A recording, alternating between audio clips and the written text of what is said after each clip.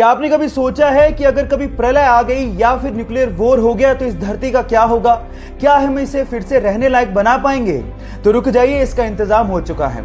Arctic महासागर के दूर दराज के एक द्वीप पर बहुत ही सुरक्षित तहखाना बनाया गया है और ये दुनिया का सबसे बड़ा बीज संग्रहालय भी है, जहां पर 25 करोड़ से ज्यादा फसलों और उसकी प्रजातियों को संग्रहित किया गया है।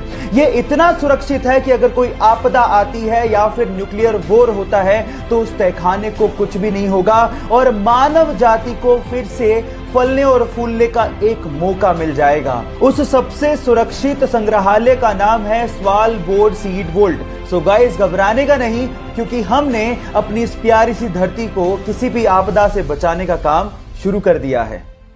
किसी फिल्म को ऑस्कर मिलना एक बहुत बड़ी बात है, लेकिन ज्यादातर एक इंग्लिश मूवी या फिर यूं कहें कि एक हॉलीवुड मूवी को ही ऑस्कर अवार्ड दिया जाता रहा है। लेकिन ऑस्कर 2020 में रिकॉर्ड टूट गया, क्योंकि इस बार बेस्ट फीचर फिल्म का अवार्ड एक नॉन इंग्लिश मूवी को दिया गया। ये एक कोरियाई मूवी है जिसका नाम है parasites. And the Oscar goes to parasite. इसकी स्टोरी का अंदाजा आप इसके नाम से थोड़ा बहुत लगा सकते हैं। पैरासाइट्स का मतलब परजीवी जो दूसरों पर ही आश्रित रहते हैं, लेकिन कभी कभार जिस पे वो आश्रित हैं वो उसी को ही नुकसान पहुंचाने की कोशिश करते हैं।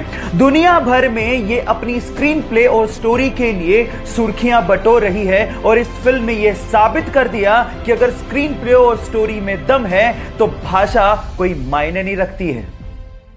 जब 1965 में पाकिस्तान ने भारत के खिलाफ जंग शुरू कर दी तो तब के प्रधानमंत्री श्री लाल बहादुर शास्त्री जी ने सेना के हाथ खोलते हुए कहा कि तुम ईंट का जवाब पत्थर से दो। लेकिन इस बात से नाराज होकर अमेरिका ने भारत को धमकी देना शुरू कर दिया और कहा कि अगर भारत ने जंग बंद नहीं की तो अमेरिका से आने वाला गेहूं भारत को नहीं दिया जाएगा, वो बंद कर दिया जाएगा।